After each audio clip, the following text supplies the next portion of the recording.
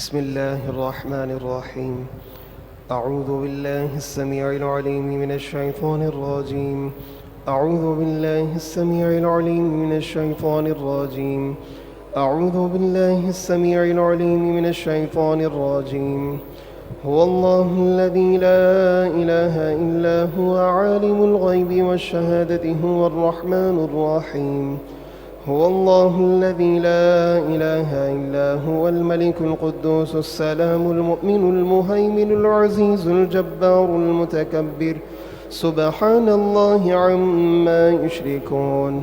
هو الله الخالق البارئ المصور له الأسماء الحسنى يسبح له ما في السماوات والأرض وهو العزيز الحكيم. الحمد لله رب العالمين، والصلاة والسلام على سيد الأنبياء والمرسلين. اللهم أنت السلام ومنك السلام، تباركت يا ذا الجلال والإكرام. ربنا آتنا في الدنيا حسنة وفي الآخرة حسنة وقنا عذاب النار. اللهم إنا نسألك علما نافعا ورزقا طيبا وعملا متقبلا. اللهم رب ارحمهما كما ربياني صغيرا. اللهم انصر أهل فلسطين. إن الله وملائكته يصلون على النبي يا أيها الذين آمنوا صلوا عليه وسلموا تسليما.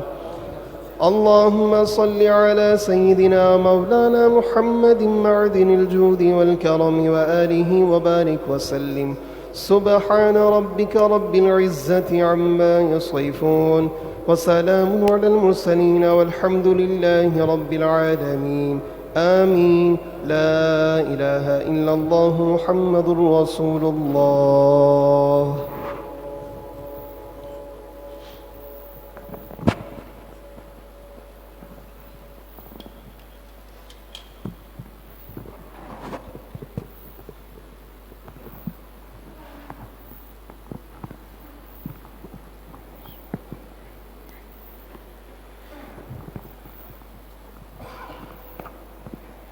نحمده ونصلي ونسلم على رسوله الكريم. أما بعد، فأعوذ بالله من الشيطان الرجيم. بسم الله الرحمن الرحيم. إن الله وملائكته يصلون على النبي يا أيها الذين آمنوا صلوا عليه وسلموا تسليما. بآواز بلند اللهم صل على سيدنا ومولانا محمد معدن الجود والكرم وآله وأصحابه وبارك وسلم. صلاة وسلاما عليك يا سيدي يا رسول الله صلی اللہ علیہ وآلہ وسلم. ایک مرتبہ پھر بآواز بلند درود پاک پڑھی. اللہم صلی علی سیدنا.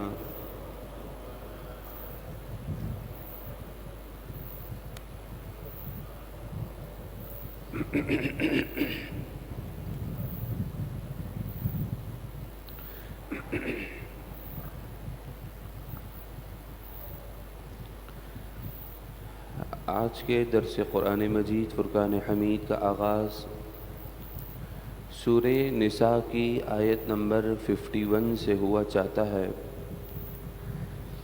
اللہ تبارک و تعالی ارشاد فرماتا ہے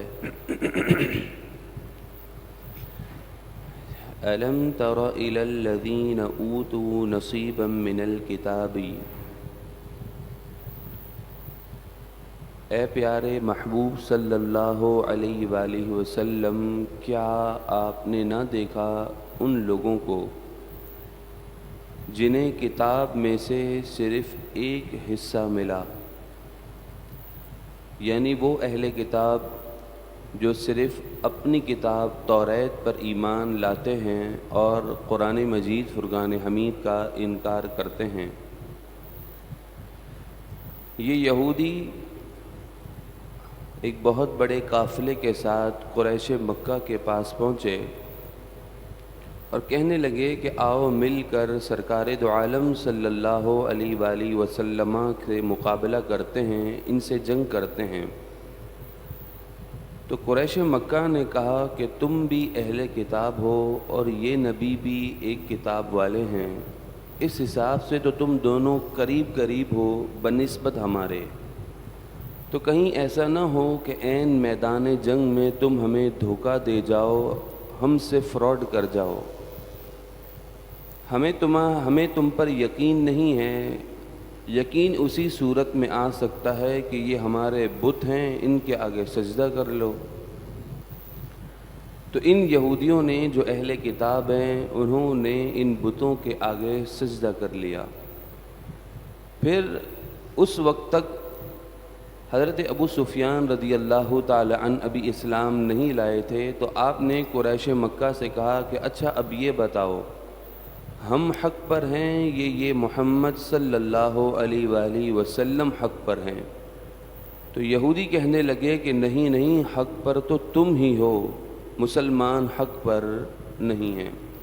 تو اس آیت کریمہ کا نزول ہوا اور فرمایا کہ جنہیں کتاب میں سے حصہ ملا، یعنی وہ توریت پر تو ایمان لاتے ہیں، یؤمنون بالجبت والطاغوت، اور ساتھ ہی ساتھ بتوں پر اور شیطانوں پر ایمان بھی رکھتے ہیں، وَيَقُولُونَ لِلَّذِينَ كَفَرُوا، اور کافروں کو کہتے ہیں کہ هَؤُلَاءِ أَهْدَىٰ مِنَ الَّذِينَ آمَنُوا سَبِيلًا، یہ یہودی کافروں کو کہتے ہیں کہ تم ایمان والوں سے زیادہ ہدایت کے رستے پر ہو، تم سچے پکے مومن ہو، مسلمانوں کا کوئی طرح سے بھی اسلام اور ایمانداری سے تعلق نہیں ہے۔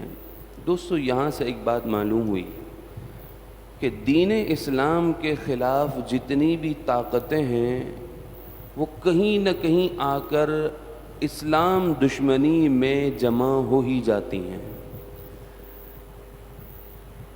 اللہ تبارک و تعالی کی طرف سے جو ہمیں چمکتا ہوا دین اسلام نصیب ہوا ہے، اس کے مقابلے میں جتنے بھی ادیان باطلہ ہیں آپ اندازہ لگائیے، ان کے باطل ہونے کی سب سے بڑی دلیل یہی ہے کہ وہ دین اسلام کے خلاف جمع ہونے پر اپنے دین کو بھی بدل لیتے ہیں، اپنی بات، اپنا مذہب، اپنا مسلک، اپنا رنگ سب بدل لیتے ہیں، اور سب کا ایک ہی مقصد ہوتا ہے کہ مسلمانوں کو دین اسلام کو نقصان پہنچانا۔ اور بارہا قرآن مجید فرقان حمید نے اپنے ماننے والوں کی آنکھیں کھولی ہیں۔ اللہ تعالی ہمیں یہ بات سمجھ کر آگے دوسروں تک پہنچانے کی توفیق عطا فرمائیں۔ اولئک الذین لعنہم اللہ، جو دین اسلام کا دشمن ہوتا ہے ان کے متعلق فرمایا یہی وہ لوگ ہیں اللہ تبارک و تعالی ان پر لعنت فرماتا ہے۔ ومن یلعن اللہ، اور جس پر خدا تعالی اللہ لعنت فرمائے، فلن تجد له نصیرا، تو اے سننے والے تو تم اس کے لیے کسی طرح سے کوئی بھی مددگار نہ پاؤ گے۔ رب تعالیٰ کے دشمنوں کی مدد نہیں ہوتی، جن پر رب تعالیٰ کا غضب نازل ہو ان کی مدد نہیں ہوتی، یقین شرط ہے۔ ہم اہل حق ہیں، مسلمان ہیں، ایک قرآن اور رسول اللہ کے فرامین ہمارے پاس ہیں. یہ تو ہمیں معلوم ہے کہ قرآن بھی ہمارے پاس ہے، حضور کی احادیث بھی ہمارے لیے ہیں، لیکن اس قرآن اور ان احادیث پر عمل کر کے میدان عمل میں آئیں گے تو پھر خدا تعالیٰ کی مدد بھی ضرور نازل ہوگی. ام لہم نصیب من الملک، کیا ان کے لیے بادشاہت میں کوئی حصہ ہے؟ یہودی کہتے تھے کہ ہمیں بادشاہت اور نبوت کیوں نہیں ملی، ہم تو اس کے زیادہ حقدار تھے، تو ہم عربوں کی اتباع کیسے کریں؟ تو آیت کریمہ کا نزول ہوا اور فرمایا کیا ان کے لیے بھی بادشاہت کا کوئی حصہ ہے؟ انہیں کوئی بادشاہت ملے گی؟ پھر فرمایا فَإِذًا لَا يُؤْتُونَ النَّاسَ نَقِيرًا، بفرض محال ان لوگوں کو بادشاہت مل بھی جائے نا تو ان کی کنجوسی کا عالم یہ ہے کہ پھر تو وہ تل کے برابر بھی لوگوں کو کچھ بھی نہیں دیں گے. اتنے اعلیٰ درجے کے کنجوس ہیں، بخل کرتے ہیں. اگر وہ ظاہری طور پر تمہارے کو کچھ دے بھی رہے ہیں تو یاد رکھنا وہ تمہارے ہمدرد نہیں ہیں، ان کے اندر کوئی سخاوت کا پہلو نہیں ہے، بلکہ ان کے اندر مفاد پرستی کا پہلو ہے. وہ تمہاری مدد کر بھی رہے ہیں، تمہارے بڑے جا کر ان کے آگے ہاتھوں پھیلا کر قرضے لے بھی رہے ہیں، تو یاد رکھنا یہ قرضے دے تو رہے ہیں اس لیے نہیں کہ یہ بہت سخی ہیں، ان کے مفاد وابستہ ہیں کہ یہ تمہیں اپنا غلام بنانا چاہتے ہیں. تو فرمائے تل کے برابر بھی لوگوں کو کچھ نہیں دیں گے. ام یحسدون الناس علی ما آتاہم اللہ من فضل، یا تو یہ لوگوں سے حسد کرتے ہیں، اس سے مراد نبی پاک علیہ الصلاۃ والسلام ہیں یا مومنین ہیں. یہ یہودی دین اسلام دشمن آپ صلی اللہ علیہ وآلہ وسلم یا مومنین سے حسد کرتے ہیں. علی ما آتاہم اللہ من فضل، اس پر جو اللہ تعالیٰ نے انہیں اپنے فضل سے عطا فرمایا. انبیاء علیہ الصلاۃ والسلام، نبی پاک علیہ الصلاۃ والسلام کو نبوت، مسلمانوں کو فتح و نصرت، غلبہ، بے شمار عزتیں، نعمتیں عطا فرمائیں، تو اس سے یہ جلتے ہیں. فقد آتینا آل ابراہیم الکتاب والحکمہ، بس بے شک ہم نے تو حضرت ابراہیم کی اولاد کو کتاب اور حکمت عطا فرمائی. حضرت یوسف علیہ السلام، حضرت داؤد علیہ السلام، حضرت سلیمان علیہ السلام کو ہم نے حکمت بھی عطا کی، نبوت بھی عطا کی. وآتیناہم ملکا عظیما، اور ہم نے انہیں بہت بڑی بادشاہت بھی عطا کی. جب ہم نے آل ابراہیم، حضرت ابراہیم کی اولاد کو یہ ساری نعمتیں عطا کی ہیں، یہ یہودی انہیں مانتے ہیں، تو جب ہم نے اپنے محبوب پر کرم فرمایا تو یہودی ہمارے نبی کی نبوت اور ہمارے نبی کی بادشاہت کو تسلیم کیوں نہیں کرتے؟ تو فرمایا یہ تمہارا دو رنگی، تمہارے اندر دو طرح سے دین موجود ہے کہ تم اپنی چیزوں کو تو تسلیم کرتے ہو اور جن چیزوں کا ذکر تمہاری کتابوں میں ہے ان کو بھی تم کہیں تسلیم نہیں کرتے ہو. فَمِنْهُمْ مَنْ آمَنَ بِهِ، تو ان میں سے کوئی وہ ہے ان یہودیوں میں سے کہ جو ایمان لے آیا، جیسا کہ حضرت عبداللہ بن سلام رضی اللہ تعالی عنہ اور آپ کے ساتھی نبی پاک علیہ الصلاۃ والسلام پر ایمان لے آئے. وَمِنْهُمْ مَنْ صَدَّ عَنْهُ، اور کسی نے سرکار دو عالم صلی اللہ علیہ وآلہ وسلم سے منہ پھیرا اور وہ ایمان سے محروم رہا.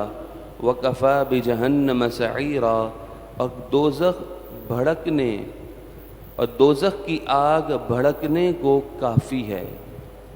ان الذین کفروا، بے شک وہ لوگ جنہوں نے انکار کیا، بآیاتنا، ہماری آیتوں کا، سوف نصلیہم نارا، عن قریب ہم انہیں جہنم کی آگ میں داخل کر دیں گے. کلما نضجت جلودہم، جیسے وہ آگ میں داخل ہوں گے تو فرمایا جب کبھی ان کی کھالیں پک جائیں گی تو بدلناہم جلودا غیرہا لیذوقوا العذاب، تو ہم ان کی کھال کو جو پکی ہوئی کھال ہے اسے دوسری کھال سے تبدیل کر دیں گے تاکہ ان کے عذاب کا یہ سلسلہ چلتا رہے اور انہیں اس عذاب کا ذائقہ مزہ ملتا رہے۔ عذاب میں کمی نہیں ہوگی، عذاب میں تخفیف نہیں ہوگی، بلکہ ہر آنے والے لمحے میں عذاب کے اندر اضافہ ہی اضافہ ہوگا۔ ان اللہ کان عزیزا حکیما، بے شک اللہ تبارک و تعالی غالب حکمت والا ہے۔ والذین آمنوا، اور وہ لوگ جو ایمان لائے، وعملوا الصالحات، اور اچھے کام کیے، سندخلہم جنات تجری من تحتها الانہار، عن قریب ہم انہیں ایسے باغات میں داخل کر دیں گے جن کے نیچے نہریں جاری و ساری ہیں، خالدین فیہا ابدا، وہ ان باغات میں ہمیشہ کے لیے رہیں گے، لہم فیہا ازواج مطہرہ، ان کے لیے وہاں صاف ستھری پاکیزہ، ہر عیب سے پاک، قابل نفرت چیزوں سے پاک صاف ستھری بیویاں ہیں، وندخلہم ظلا ظلیلا، اور ہم انہیں وہاں داخل کریں گے جہاں سایہ ہی سایہ ہوگا، اور یہ سایہ جنت کا سایہ ہوگا جس میں خوب راحتیں، آسانیاں، آسائشیں ہوں گی۔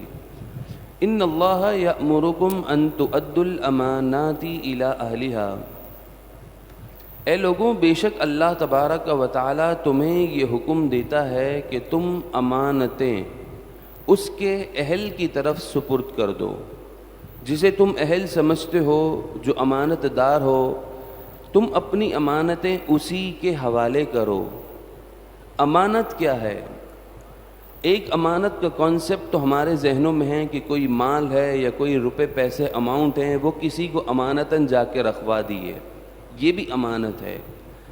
اپنی رائے کا استعمال کرنا یہ بھی ایک امانت ہے، اور ساتھ ہی ساتھ کسی شخص کے انتخاب میں اپنی حق کے رائے استعمال کرنا یہ بھی امانت ہے۔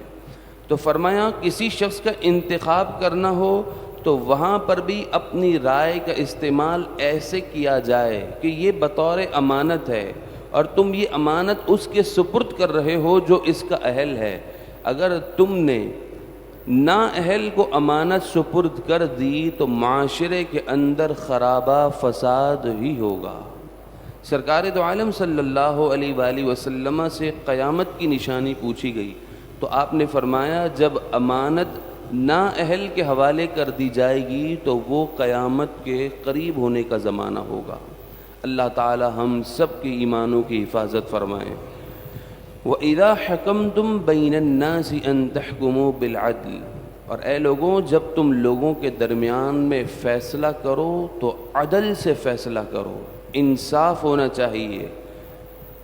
قاضی وقت ہو اس کے لیے یہ لازم ہے کہ وہ فریقین میں سے کسی ایک کی بھی بالکل رعایت نہ کرے، چاہے وہ اس کا قریبی رشتہ دار ہی کیوں نہ ہو، کیونکہ یاد رکھیے گا کسی بھی معاشرے کے اندر ظلم، زیادتی، قتل، چوری، یہ تمام جرائم اس وقت ختم ہو جائیں گے کہ جب معاشرے کے اندر انصاف ہوگا۔ چور چوری کرے گا اور اسے یہ معلوم ہو کہ کیس تو میں نے ہی جیتنا ہے، مجھے کوئی پکڑنے والا ہی نہیں ہے۔ خائن خیانت کرے، مال میں خیانت کر دے اور اسے معلوم ہو کہ مجھے کوئی پکڑنے والا ہی نہیں ہے، انصاف تو ہونا ہی نہیں ہے، تو پھر معاشرے کے اندر بے تحاشا قسم کی زیادتیاں، ظلم، فسادات پھیل جاتے ہیں۔ تو فرمایا اے لوگوں جب فیصلہ کرو تو عدل سے کرو۔ ان اللہ نعم ما یعظکم بہ، بے شک اللہ تبارک و تعالی تمہیں کیا ہی بہترین نصیحت فرماتا ہے۔ ان اللہ کان سمیعا بصیرا، سن لو بے شک اللہ تبارک و تعالی سننے والا، دیکھنے والا ہے۔ یا ایہا الذین آمنوا، اے ایمان والو، اطیعوا اللہ و اطیعوا الرسول، اللہ تبارک و تعالی کی اطاعت کرو اور اس کے نبی پاک علیہ الصلاۃ والسلام کی اطاعت کرو۔ یاد رہے کہ رسول اللہ علیہ الصلاۃ والسلام کی اطاعت حقیقت میں اللہ تبارک و تعالی کی اطاعت ہے۔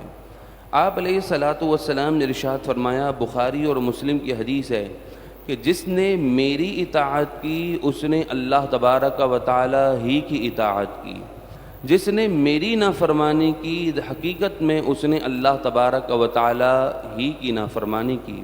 تو فرمایا، اے ایمان والوں، اللہ اور اس کے رسول کی فرما برداری اطاعت کرو، وَأُولِي الْأَمْرِ مِنْكُمْ، اور ان لوگوں کی بھی اطاعت کرو جو تم میں حکومت والے ہیں، جو مسلمانوں کے حکمران ہیں، مسلم امہ کے لیڈر ہیں، امیر ہیں، سلطان ہیں، بادشاہ ہیں، قاضی ہیں، جن کے پاس مسلمانوں کے اہم معاملات سپرد کیے جاتے ہیں، ان کی بھی اطاعت اور فرما برداری کرو اس وقت تک جب تک کہ یہ تمام لوگ شریعت مطہرہ کی پاسداری کرنے والے ہوں۔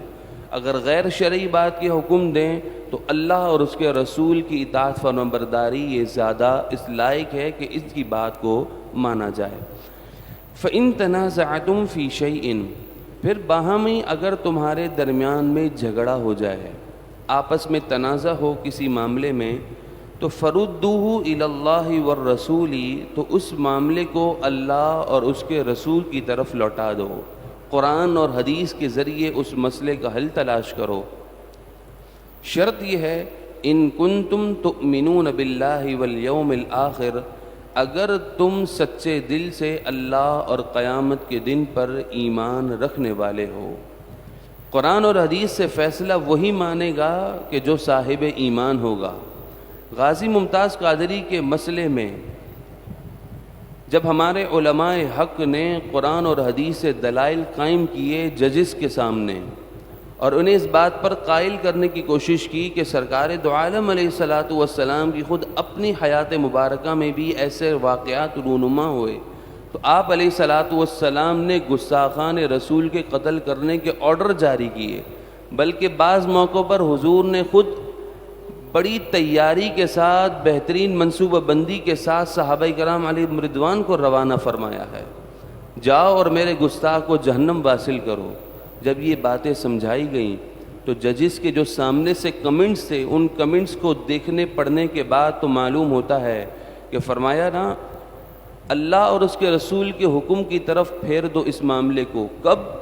جب تم ایمان رکھتے ہو اللہ اور قیامت کے دن پر، جبکہ یہ مسلمانوں کے لیڈر ہوتے ہوئے قاضی وقت کی سیٹ پر بیٹھ کر چیف جسٹس ہوں اور اللہ رسول کے فیصلوں کو نہ ماننے والے ہوں، تو یاد رکھیے گا مسلمانوں کی باغ ڈور اسی کو ہی حوالے کی جائے گی جو قرآن اور سنت کا عامل بھی ہو، اس کا پابند بھی ہو، اور قرآن اور حدیث کو صحیح طرح سے سمجھنے والا بھی ہو۔ اللہ تعالی ہمیں مسلم حکمران، غیرت ایمانی والے، قرآن و سنت کے عالم اور اس پر عامل حکمران عطا فرمائیں۔ ذالک خیر و احسن تأویلا، فرمایا یہ بہتر ہے، یعنی اللہ اور اس کے رسول کی طرف اس معاملے کو سپرد کر دو اور وہاں سے مسئلے کا حل نکالو، یہ بہتر ہے اور اس کا انجام بھی سب سے اچھا ہے۔ الم تر الی الذین یزعمون انہم آمنوا بما انزل الیک، اے پیارے محبوب صلی اللہ علیہ وآلہ وسلم، کیا آپ نے نہ دیکھا ان لوگوں کو کہ جن کا دعویٰ تو یہ ہے کہ وہ ایمان لاتے ہیں قرآن پر جو کتاب آپ کی طرف اتری، وما انزل من قبلک، اور جو آپ سے پہلے کتاب اتری یعنی توریت، اس پر بھی وہ ایمان رکھنے کا دعویٰ کرتے ہیں۔ یہ آیت کریمہ بشر نامی منافق کے متعلق نازل ہوئی۔ اس کا یہودی کے ساتھ ایک جھگڑا ہو گیا تھا، تو یہودی نے کہا کہ چلو تمہارے نبی پاک علیہ الصلاۃ والسلام سے فیصلہ کرا لیتے ہیں۔ منافق کو یہ معلوم تھا کہ ہمارے نبی تو حق گو ہیں، وہ درست فیصلہ فرماتے ہیں، جو حق پر ہوتا ہے اسی پر فیصلہ ہوتا ہے۔ تو اس نے کہا کہ نہیں آؤ، تمہارے جو بڑے یہودیوں کا جو بڑے عالم ہیں کعب بن اشرف، اس سے فیصلہ کرا لیتے ہیں۔ تو یہودی نے غیرت دلائی اور کہا کہ نبی کا کلمہ پڑھتے ہو اور اسی کے فیصلے پر ہی راضی نہیں ہوگے، تو بڑی عجیب بات ہے۔ چنانچہ غیرت دلانے پر دونوں حضور کی بارگاہ میں آئے اور آپ علیہ الصلوۃ والسلام نے یہودی کے حق میں فیصلہ فرما دیا۔ جب فیصلہ ہو گیا تو بعد میں یہ منافق کہنے لگا کہ مجھے یہ فیصلہ پسند نہیں ہے، میں اس پر راضی نہیں ہوں، آؤ چلتے ہیں حضرت عمر کی طرف اور حضرت عمر سے فیصلہ کرتے ہیں۔ جب یہ دونوں حضرت عمر رضی اللہ تعالیٰ عنہ کے پاس پہنچے تو اس یہودی نے کہا کہ ہم آپ سے پہلے آپ کے نبی پاک علیہ الصلوۃ والسلام سے فیصلہ کرا کے آ چکے ہیں اور حضور نے فیصلہ میرے حق میں دیا ہے۔ تو حضرت عمر رضی اللہ تعالی عنہ نے اس سے پوچھا کہ ایسا ہی ہے جیسا یہ کہہ رہا ہے؟ تو اس منافق نے کہا کہ ہاں ایسا ہی ہے۔ پھر آپ نے فرمایا صبر کرو۔ آپ اندر گئے اور آپ اپنے گھر سے ننگی تلوار لائے اور آپ نے آتے ہی ساتھ اس منافق کا سر تن سے جدا کر دیا اور فرمایا جو رسول اللہ کے فیصلے کو نہیں مانتا، عمر کی تلوار اس کا اس طرح فیصلہ فرماتی ہے۔ تو حضرت عمر رضی اللہ تعالی عنہ نے جب اس کا کام تمام کر دیا تو حضرت عمر رضی اللہ تعالی عنہ کی شان اور عظمت تو سمجھیے، اللہ تعالیٰ کی بارگاہ میں حضور کے دشمنوں کو جواب دینا، گستاخان رسول پر شدت کے ساتھ پیش آنا، یہ اتنا بارگاہ الہی میں مقبول عمل ہے کہ اللہ تعالیٰ نے حضرت عمر کی شان میں اس پورے رکوع کا نزول فرما دیا۔ فرمایا اے محبوب، کیا آپ نے نہ دیکھا اس شخص کو جو دعویٰ تو کرتا ہے کہ وہ قرآن پر بھی ایمان لایا، توریت پر بھی ایمان لایا، لیکن یریدون ان یتحاکموا الی الطاغوت، اور وہ خود یہ چاہتا ہے کہ فیصلہ طاغوت سے کرایا جائے۔ طاغوت یعنی شیطان۔ اس سے مراد کون ہے؟ کعب بن اشرف، یہودیوں کا سردار عالم اور حضور علیہ الصلوۃ والسلام کا گستاخ۔ یہ منافق چاہتا ہے کہ فیصلہ کعب بن اشرف طاغوت سے کرایا جائے۔ یہاں سے قرآن کا سینس سمجھنے کی ضرورت ہے۔ ہمیں قرآن مجید فرقان حمید نے جو افکار اور نظریات عطا کیے ہیں، ہمیں قرآن کی سوچ اپنانی ہے۔ قرآن کی سوچ کیا ہے کہ جو حضور کا دشمن ہے، اسلام کا دشمن ہے، اس کے لیے الفاظ میں بھی سختی ہونی چاہیے۔ آواز سے کیا؟ اس کے لیے الفاظ میں بھی سختی ہونی چاہیے۔ جب ہی فرمایا طاغوت، اس کا نام لے لیا جاتا، نام نہیں لیا، کہا کہ یہ دین اسلام کا دشمن ہے، یہ سب سے بڑا شیطان ہے۔ تو فرمایا یہ چاہتا ہے کہ شیطان سے فیصلہ کرائیں۔ وقد امروا ان یکفروا بہ، حالانکہ سب کو حکم دیا گیا ہے کہ وہ کبھی بھی شیطان کی بات کو نہ مانیں، انکار کر دیں۔ وَيُرِيدُ الشَّيْطَانُ أَن يُضِلَّهُمْ ضَلَالًا بَعِيدًا، شیطان تو یہی چاہتا ہے کہ وہ انہیں دور بہکا دے، انہیں سیدھے راہ سے دور کر دے۔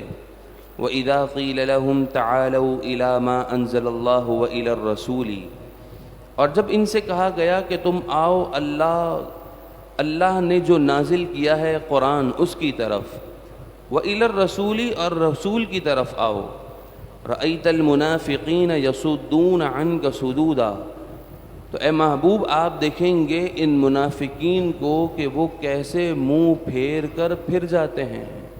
منافق کو جب بلایا جائے نا کہ آؤ قرآن کی طرف، آؤ رسول اللہ کی باتوں کی طرف، تو وہ اس بات کو ماننے کے بجائے وہیں سے پھر جائے گا۔ فَكَيْفَ إِذَا أَصَابَتْهُمْ مُصِيبَةٌ بِمَا قَدَّمَتْ أَيْدِيهِمْ، تو وہ وقت کیسا ہوگا کہ جب ان منافقین پر مصیبت پہنچے گی ان کے اپنے ہاتھوں کی وجہ سے۔ دنیا میں انہوں نے منافقت کی تھی، تو اب وہ وقت ان پر جب آئے گا کہ جب ان پر مصیبت پہنچے گی، تو فرمایا وہ وقت کیسا ہوگا جب ان کے اوپر مصیبتیں پہنچیں گی، تو ثم جاؤک یحلفون، جب یہ دیکھیں گے کہ اب تو ہم پھنس گئے، مصیبتیں آ رہی ہیں، تو قرآن نے فرمایا کہ اے محبوب یہ پھر آپ کے پاس قسمیں اٹھاتے ہوئے آئیں گے۔ یحلفون، حلف اٹھائیں گے، کیا؟ باللہ، کہ اللہ کی قسم، ان اردنا الا احسانا و توفیقا، ہمارا ارادہ تو بس بھلائی کا تھا، احسان کا تھا اور باہمی موافقت کا تھا، توفیقاً موافقت کا تھا، ہمارا مقصد لڑائی جھگڑا نہیں تھا، ہم تو بس یہ چاہتے کہ مل جل کر رہا جائے، خیر بھلائی کے ساتھ رہا جائے، ہمارا تو یہ مقصد تھا۔ لیکن قرآن مجید فرقان حمید نے ان منافقین کا راز فاش کیا، فرمایا اولئک الذین یعلم اللہ ما فی قلوبہم، یہ جتنے بھی محبوب کے پاس آ کر ہیلے بہانے کر لیں، یہی وہ لوگ ہیں اللہ تعالیٰ ان کے دلوں میں جو چیز ہے اسے جانتا ہے، اللہ تعالیٰ جانتا ہے، اور اس نے اپنے محبوب کو ان کے تمام احوال کے بارے میں اطلاع فرما دی ہے۔ تو اے پیارے فَأَعْرِضْ عَنْهُمْ، ان سے درگزر کیجئے، ان سے منہ پھیر لیجئے، وَعِظْهُمْ، اور انہیں سمجھائیے، وَقُلْ لَهُمْ فِي أَنفُسِهِمْ قَوْلًا بَلِيغًا، اور آپ ان سے ایسی بات کہیے جو اثر رکھنے والی ہو، ایسی تبلیغ فرمائیے کہ شاید آپ کے الفاظ ان کے دلوں میں اتر جائیں اور یہ سچے پکے مسلمان ہو جائیں۔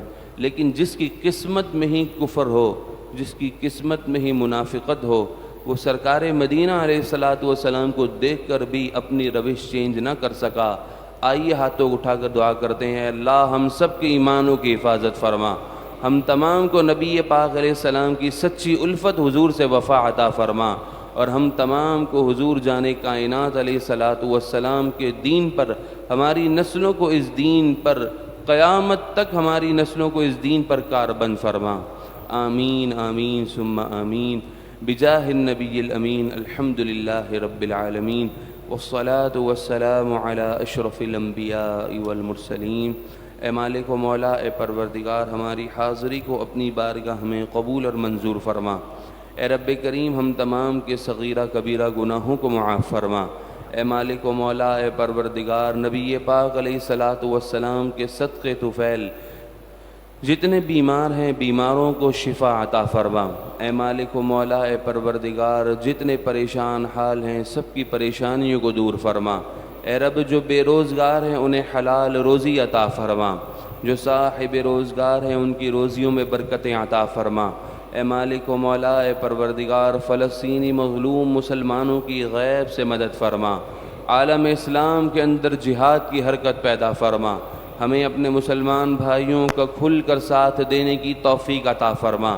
اے رب کریم، ہم تمام کو غیرت ایمانی عطا فرما، احساس ذمہ داری نصیب فرما۔ اے رب کریم، ہم تمام کو نور قرآن سے منور فرما، دونوں جہاں کی عزتیں، نعمتیں، برکتیں، عافیتیں، سلامتیاں مقدر فرما، ہر دکھ، درد، رنج، غم، الم سے ہم سب کی حفاظت فرما۔ اے مالک و مولا، ہماری تمام دعاؤں کو، تمام حاجتوں کو، تمام جائز تمناؤں کو اپنے پیارے محبوب علیہ السلام کے صدقے پوری فرما۔ آمین آمین ثم آمین، بجاہ النبی الامین، برحمتک یا ارحم الراحمین۔